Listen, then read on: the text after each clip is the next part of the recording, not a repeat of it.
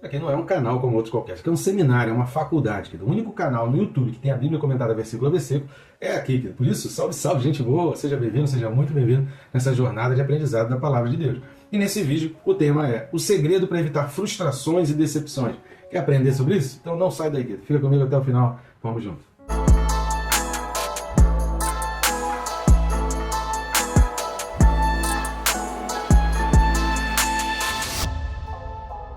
Só não deixe de se inscrever, tem muita gente assistindo o vídeo e ainda não está inscrito. Vou te explicar, é rápido e fácil. Tem um botão aqui embaixo escrito inscrever e do ladinho tem um sininho. Clica nele, querido, e marca ali a opção todas, porque além de você ser notificado a cada vídeo novo que é postado aqui no canal, a cada novidade que é posta aqui no canal, você também é disciplinado, né? Isso vai te disciplinar a estudar a palavra, que aquele lembretezinho vai te despertar. Seja utilizando os meus vídeos ou não, mas a notificação vai te disciplinar. Querido. Depois de um tempo você vai ver que você não consegue mais levantar, você não consegue fazer mais nada no dia sem a palavra de Deus. Isso é o objetivo, né? A gente tem que ser assim, a gente precisa da palavra de Deus. Afinal de contas, vai chegar um dia que tudo que a gente vai ter é Deus. Então, a gente precisa ligar mais na palavra de Deus, que o restante aqui, querido, passa, tudo passa. E eu quero pedir suas ajudas também aí, curtindo, comentando e compartilhando, nos ajude a alavancar o canal. Não se esqueça que toda rede social é apenas uma ferramenta de venda. Então, quanto mais pessoas curtem e comentam, o YouTube entende que aquele vídeo é um atrativo para a rede social, para que ela possa oferecer e ganhar dinheiro. E nesse veículo aí, né, nessa carona, dessa tentativa do YouTube de ganhar dinheiro, a gente vai nessa carona e vai alcançando pessoas levando a palavra de Deus. Sempre se lembra o seguinte, quanto mais pessoas estiverem assistindo os nossos vídeos aqui desse canal, são pessoas que estão assistindo a palavra de Deus, são pessoas que estão ouvindo textos bíblicos, ouvindo explicações da Bíblia, e isso é fantástico. Jesus disse, ide pelo mundo e fazei discípulos de todas as nações, batizando-os. Então, vamos discipulando, vamos levando a palavra, porque Paulo, como a gente tem estudado aqui aos Romanos, né, a gente vai ver um pouco mais lá para frente, é preciso que alguém pregue, é preciso que alguém fale, porque a fé ela vem pelo ouvir. Então vamos lá, o texto desse vídeo, Romanos capítulo 1 e o versículo de número 13.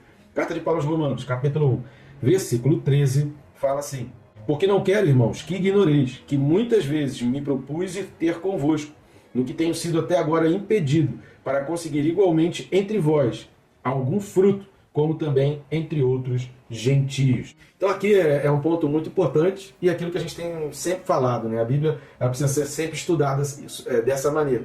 Existe um propósito direto, existe um propósito específico, existe um propósito explícito ali relacionado àquele texto, relacionado àquelas palavras, relacionado àquele contexto, mas existe um propósito implícito, existe uma instrução, existe uma ordem clara e existe uma instrução que está intrínseca ali, que está de acordo com todo o fio da Bíblia, que não pode de maneira nenhuma contradizer com a teologia, digamos assim, com tudo aquilo que foi traçado de doutrina dentro de toda a Bíblia. E é dessa maneira que a gente precisa estar estudando a palavra de Deus. Qual a instrução, qual o recado que Deus está dando ali com aquelas expressões. E aqui tem um recado muito claro de Paulo, um conselho, uma recomendação muito clara de Paulo, que nos ensina muito, principalmente a respeito de frustrações e decepções.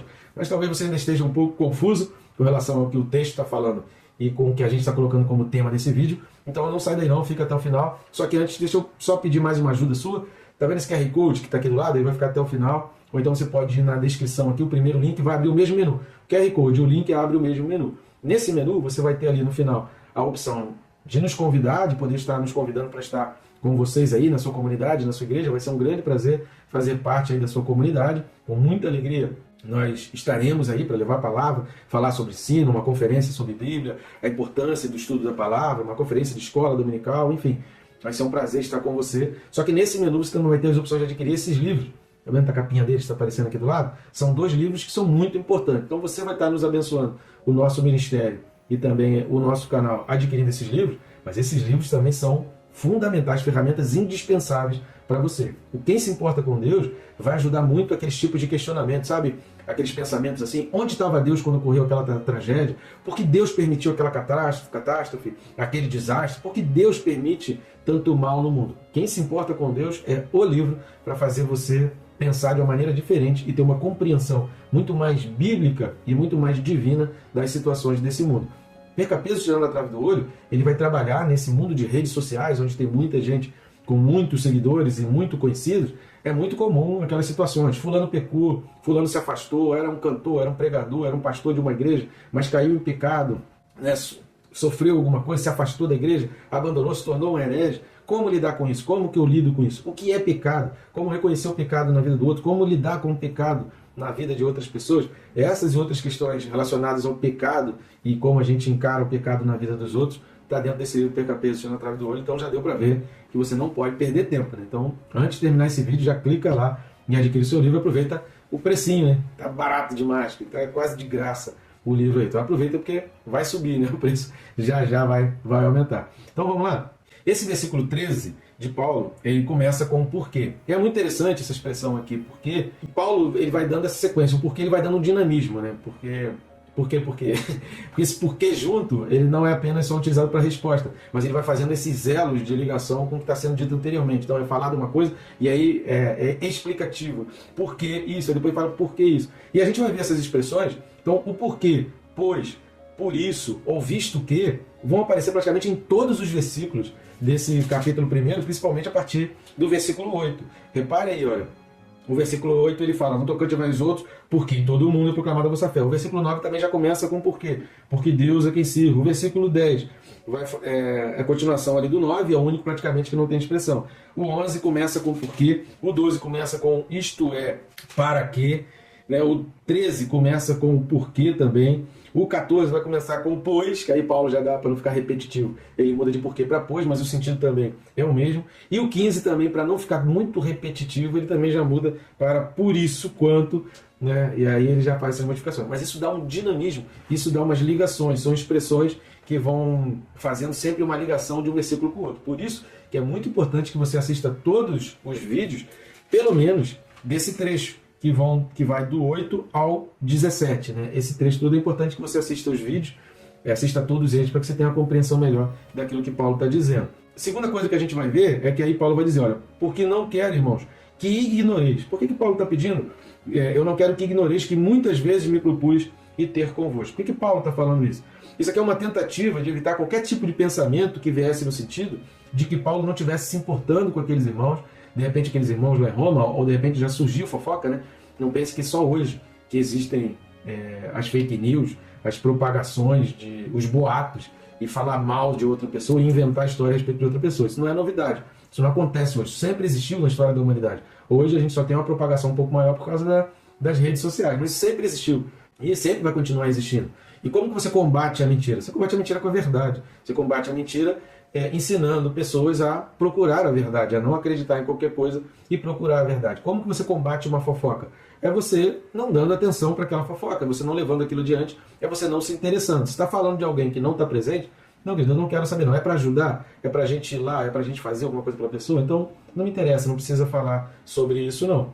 Então Paulo está aqui na tentativa de evitar qualquer tipo de pensamento, no sentido de que Paulo não estivesse se importando com eles, ou que Paulo não tivesse ido a Roma ainda porque simplesmente não quis, não se interessou, Paulo nem liga pra gente, Paulo não quer saber da gente. Então Paulo aqui está esclarecendo isso, está expondo ali a verdade para que ninguém pense a respeito de Paulo, eu não tive aí ainda porque eu fui impedido, porque eu não pude, porque eu entendo a vontade de Deus e eu acredito que Deus ainda não me permitiu estar aí convosco, mas não acredito se falarem qualquer coisa que é diferente. Um outro ponto é que é perceptível na carta aos Romanos, em toda a carta aos Romanos, em várias partes, é perceptível, o versículo 16, por exemplo, você vai observar, pois não me envergonhe do Evangelho, porque é o poder de Deus para a salvação de todo aquele que crê, primeiro o judeu e também o grego.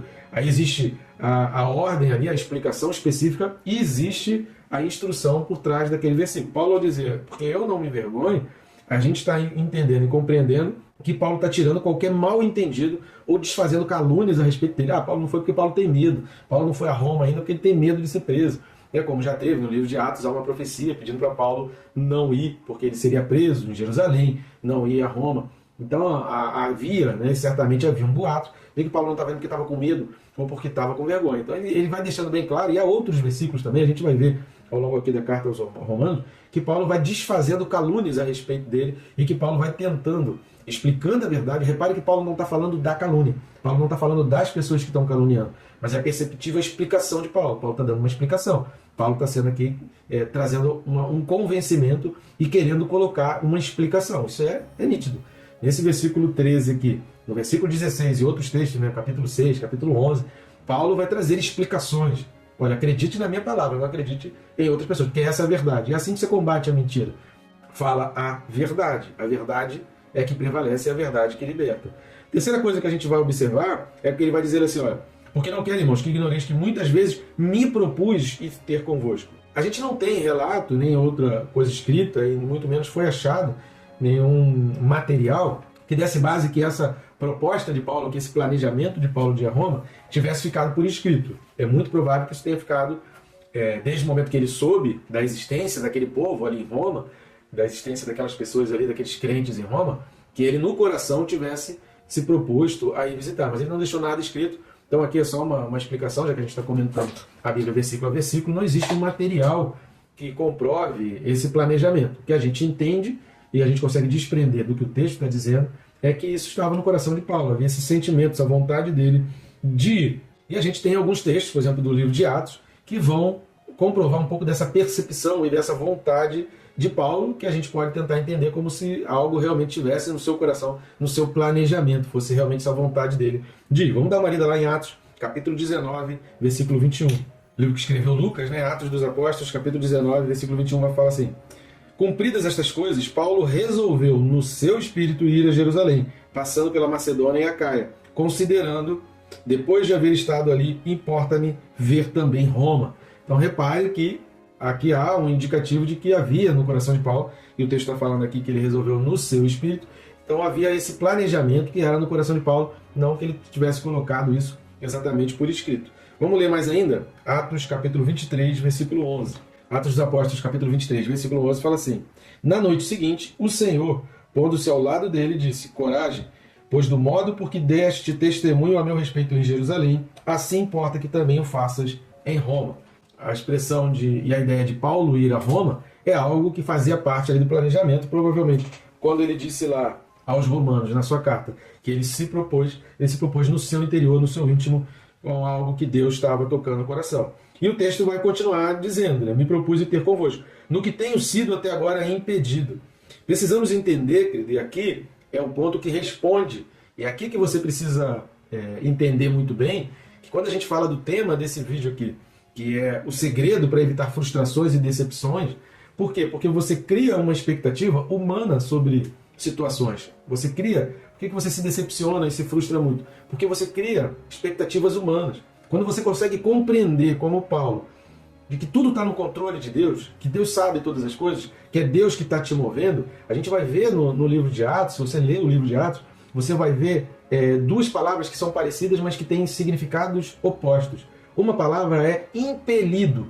Impelido, Paulo vai dizer, olha, eu fui impelido aí, então o Espírito Santo me levou, o Espírito Santo me conduziu aí. E a outra palavra é impedido, muda uma letra, mas muda também completamente o significado. Ou seja, eu quis ir, mas o Espírito Santo não me permitiu. Eu quis ir para um lugar, mas o Espírito Santo me levou para outro. Eu fui impedido pelo Espírito Santo de estar ali naquele lugar. Vamos dar uma lida em Atos, capítulo 16, versículos 6 e 7. Atos dos Apóstolos, capítulo 16, versículos 6 e 7, diz assim: e percorrendo a região frígio-gálata, tendo sido impedidos pelo Espírito Santo de pregar a palavra na Ásia, defrontando Mísia, tentando ir para a Bitínia, mas o Espírito de Jesus não o permitiu. Repare que aqui também no livro de Atos você enxerga evidências da Trindade. A palavra Trindade, como a gente falou em outros vídeos, não aparece nas Escrituras, não aparece na Bíblia. Mas o significado, a construção e o entendimento de um Deus Pai, Deus Filho e Deus Espírito, que são a mesma pessoa, a exposição explícita de cada pessoa da Trindade, mas há também palavras e expressões que vão indicar que é a mesma coisa. Repare que Paulo está falando aqui no versículo 6, Espírito Santo, e no versículo 7 ele fala Espírito de Jesus, referindo-se à mesma pessoa. Então, seja o Espírito Santo, seja o Espírito de Jesus, a pessoa é a mesma. Mas existe o Espírito Santo, existe o Espírito de Jesus. Então, aqui com relação à Trindade. Mas a gente vê aqui a palavra impedido, ou seja, Deus impediu. Então, se você entende que Deus te impediu de conquistar determinadas coisas, se você entende que foi o Espírito Santo que impediu você de prosperar num determinado negócio, se você entende que foi o Espírito Santo que está te direcionando para um outro lugar, se você começa a entender esse conceito da vontade soberana de Deus, e que a vontade de Deus ela é soberana e que nada foge ao controle de Deus, Deus sabe todas as coisas, você não se frustra mais, você já não se decepciona mais, porque você entende que a vontade de Deus é soberana, e aí você refaz a rota, talvez você corrige alguns erros, mas você entende que até para você parar e olhar para os seus erros, pode ter sido Por isso que Deus permitiu determinadas coisas, determinadas situações de acontecer na tua vida, para que você refaça a rota, para que você recalcule a tua rota e você siga agora uma caminhada aprendendo com os teus erros, porque ninguém é perfeito, todo mundo erra. Então talvez Deus esteja te despertando a entender que algum erro precisa ser corrigido, ou simplesmente, no caso de Paulo aqui, eu não quero que você vá para cá, eu quero que você vá para outro lado. Vamos ler, por exemplo, Atos capítulo 20, versículo 22. Então a gente vai entender, a gente acabou de ler Atos 16, 6 e 7. Qual a diferença com Atos 20, versículo 22? Vamos lá? Atos dos Apóstolos, capítulo 20, versículo 22, vai falar: E agora, constrangido em meu espírito, vou para Jerusalém, não sabendo o que ali me acontecerá. Então, a versão ARA, né, que eu li aqui, fala constrangido em meu espírito, mas a versão NVT, por exemplo, fala impelido pelo Espírito, vou a Jerusalém. Então, qual a diferença entre Atos 16 e Atos 20? É que em Atos 16, Paulo foi impedido de ir. E em Atos 20, Paulo foi impulsionado a ir. Ou seja, em um ele não foi e no outro ele foi. Em um Deus falou para não ir, Deus nem deixou ele ir, e no outro Deus o moveu e Deus trabalhou para que ele fosse. Se a gente compreende esse movimentar do Espírito, se a gente compreende o que a Bíblia fala, de que aqueles que são guiados pelo Espírito são levados pelo vento, né, e o vento é que coordena, é que leva de um lado para o outro, são movidos pelo vento. Se a gente consegue compreender isso para a nossa vida, a gente vive uma vida sem frustrações e sem decepções, entendendo: Senhor, o Senhor sabe de todas as coisas, que bom que o Senhor está me guiando, que o Senhor está me direcionando, continua me dirigindo, acabou, que teu coração está em paz, tua vida está tranquila. E por fim, para a gente finalizar esse vídeo, Romanos capítulo 1, versículo 13, vai falar: para quê? Para conseguir igualmente entre vós algum fruto, como também entre outros gentios. Então, Paulo está aqui entendendo, e ele está demonstrando que ele compreende que ali na igreja de Roma, o objetivo dele também era os gentios, e que havia ali gentios, e que aquela igreja, ali aquele grupo de pessoas era composto sua maioria por gentios, e que havia outros gentios para ser ganhos também, né? E Paulo queria ir lá também para dar uma contribuição, para levar algum fruto. Então Paulo, a expressão gentio dá esse sentido de que Paulo entende que é ali, diferente da carta aos Hebreus, que o autor está escrevendo para povo judeu, para povo exclusivamente judeu que estava se convertendo ao cristianismo. Em Roma não, em Roma era para os gentios, é uma carta para os gentios. E aí Paulo está dando essa dica aqui, de que ele entende que é para os gentios. Mas a expressão fruto, ele está indicando: olha, eu não posso perder a oportunidade, eu quero ir aí e eu quero ganhar alguém também para deixar aí no vosso meio. Vamos dar uma lida em Romanos capítulo 10, versículo 1.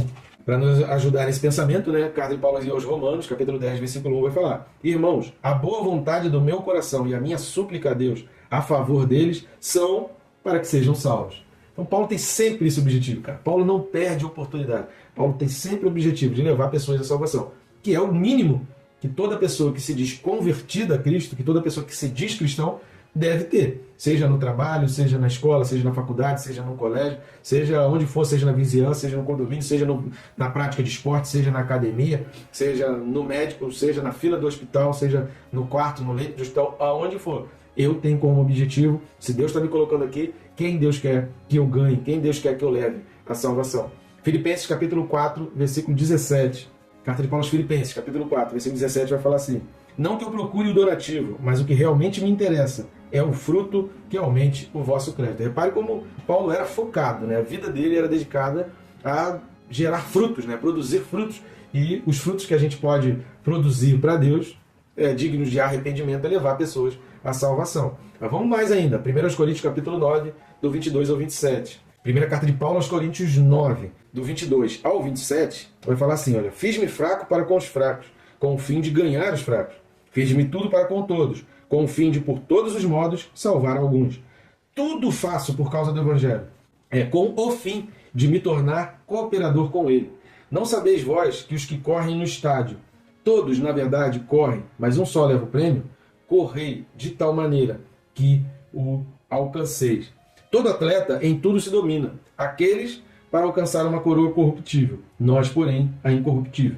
Assim corro também eu, não sem meta. Assim luto, não como desferindo golpes no ar, mas esmurro o meu corpo e o reduzo à escravidão, para que, tendo pregado a outros, não venha eu mesmo a ser desqualificado.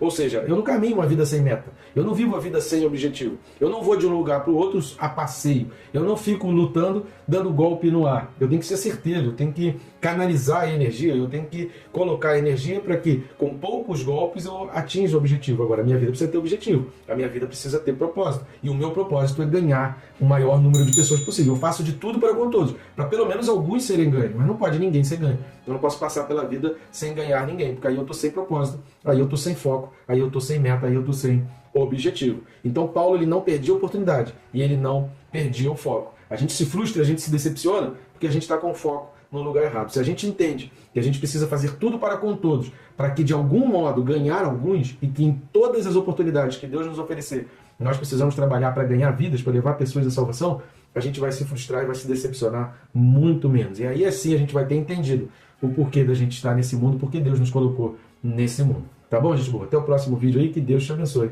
rica e abundantemente.